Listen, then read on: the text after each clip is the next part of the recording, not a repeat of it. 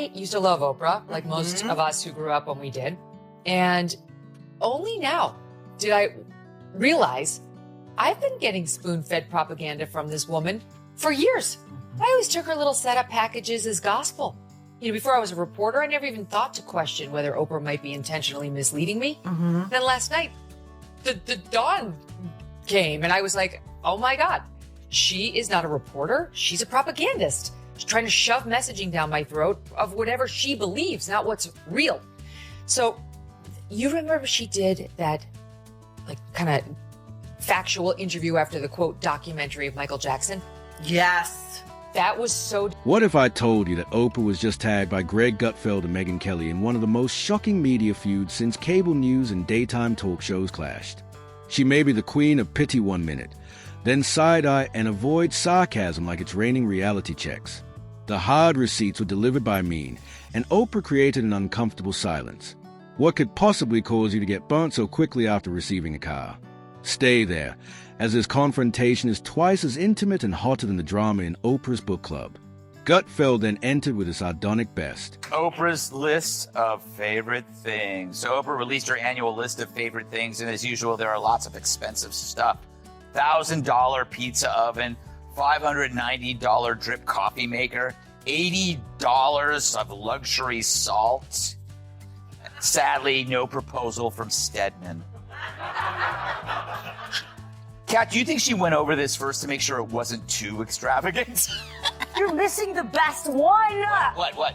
Okay, it is a little journal and it's called I'm Dead, Now What? Important information on my belongings, business affairs, and wishes. Hand this to someone at Christmas, I dare you. Oprah just shared her annual list of her favorite things. This year, there won't be a Stedman proposal, but who needs love when you have a $1,000 pizza oven, a $590 coffee maker, a seatbelt, and $80 worth of upscale salt? The most bizarre thing ever is a little journal called I'm Dead Now, which is a frighteningly useful manual for death desires and property organization. Giving something to your aunt at Christmas is the height of holiday happiness. Did Oprah even read this list before accepting it? Or is she making fun of us with upscale chaos? I was actually suggesting that Epic, you're like, listen, what do you say? This made me think of you. You're probably not going to be alive much longer. Merry Christmas. Oprah, if she did go over this, she is a sick... Yeah. She did not raise any of those accusers' serious compromising facts when she had them right there. Maybe they're telling the truth, maybe they're not. But as a journalist, you have to at least ask. You've got multiple lawsuits against this estate, sir. Might that be an incentive to lie? Didn't ask. You've got these accusations against him. You had a book that you were supposed to produce about Michael Jackson in the context of litigation where you were required to turn this stuff over, and you lied saying that you didn't have it. And you only got found out because Random House and these other publishers admitted you shopped it to them and turned over the metadata to Michael Jackson. Imagine a billionaire queen sitting atop a media empire like a king or queen, wearing cashmere and maintaining a well-groomed appearance, fixing cars as if it were her sacred right. However, if you look closer, you'll notice a glare that almost disappears beneath the sweet smile. Oprah is that person, not just a face of daytime television, but a cultural powerhouse whose name has a capacity to launch empires, mint bestsellers, and boost your self-esteem with just one nod. She combines aspects of a fairy godmother and a media monarch. If you're not careful, you'll mistake delight for elegance, but it's really just power wrapped in a bow. Thank goodness I saw you at all. Issues that are pulling us apart at a time when I believe we all need to be coming together. You still have your whiteness. That's what the term white privilege is. It means that whiteness still gives you an advantage no matter what. This lady became very rich off some very poor white people who watched her every single day in the middle of the day. It's not a conversation. It's a condescending... With all the elegance of a crystal shop wrecking ball without even flinching, Greg Gutfeld slid beneath Oprah's immaculately groomed exterior. Oprah once said, "Own everything."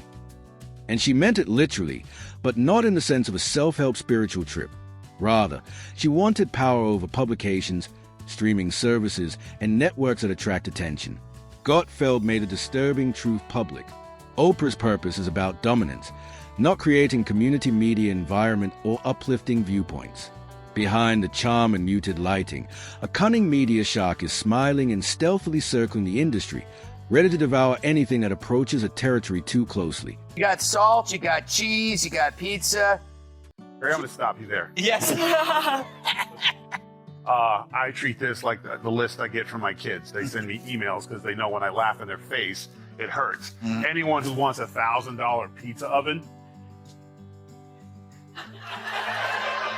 you're going to get what Kat picked out. Like, that's the greatest gift you can give somebody because you can't return it.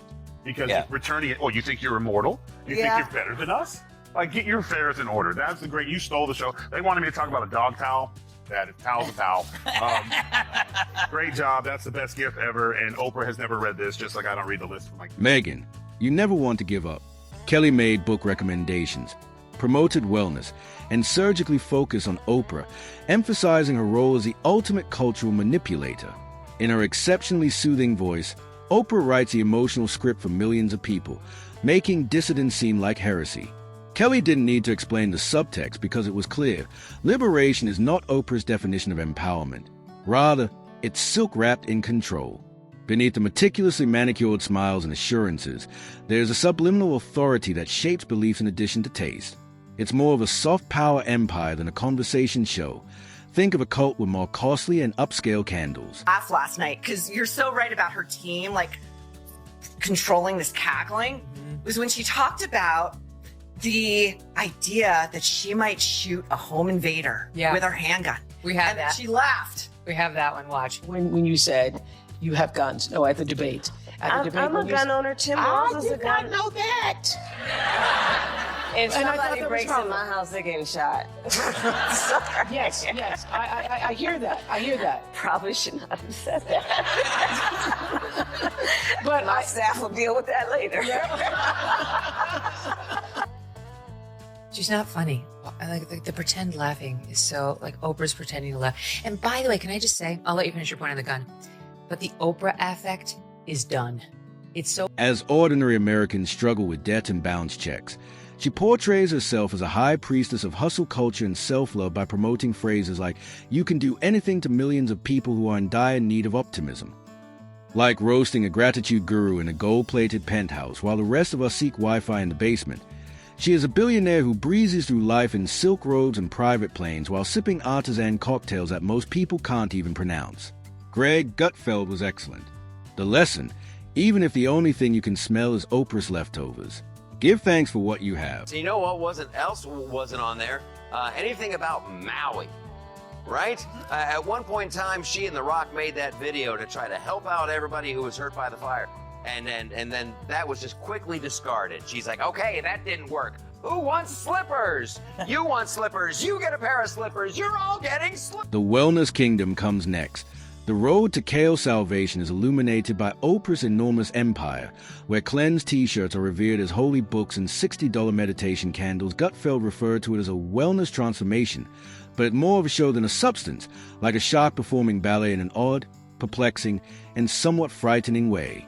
Oprah's Health Company, which sells anything from collagen powders to soul repair notebooks, isn't about healing, MegynKelly stated bluntly. Politically, it's even stranger because it's all labeled self-care. Take off the label, and it's just a cashmere-wrapped cash grab. Oprah uses strategic, quiet, and evasive gestures to hint at a presidential run.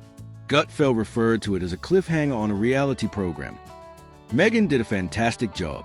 Oprah runs a business disguised as a moral movement rather than a campaign for office, and she remains liberal enough to appease progressives without alienating her exclusive circle. Work for her to go out there and say, like, the Oprah Winfrey Show, Tom Cruise, right? And you'd be like, Tom Cruise, because television was different. Oh, 100%. It was just different. You could take that kind of behavior in your living room and it wasn't quite as jarring. I had such a different experience of her last night. The yelling, her quintessential Oprah thing. I was like, what is she doing? This feels affected, forced, and it's making me uncomfortable. We pulled together just a few examples. Thanks for joining us for this very special event, Unite for America! Right, which appears to be what Oprah's doing for Maui. It seems like she and The Rock just did that one video, and like, really, the people of Maui, they got screwed. I anticipate a letter to the show saying, The Rock donated $20 trillion to the fund, and then you're gonna have to apologize. Oh, I will say I'm sorry immediately. It's like this thing in Maui happened, and then like Still talking about Maui. because everyone just quickly moved on. No, that's a good point too. That is a good point. It is a story that kind of like just faded. So basically, what you're hoping is at least you left them a pizza. Yeah. Right? Ashley, Steve. Was Oprah running for president? Yeah. I never considered the question even a possibility. I just thought, oh. Right, because it's clear that you don't need government experience to be elected president of the United States, right? I thought, oh, gee, I don't have the experience. I don't know enough. I don't know. And now I'm thinking, oh. She's joking, of course, but there are worse ideas. See that rebuttal to Trump? Out of ideas, the Democrats rebooted Mayberry RFD. But Oprah's an icon who, unlike traditional politicians, could match a wild card like Donald Trump. And if she won, she could give everyone a free call.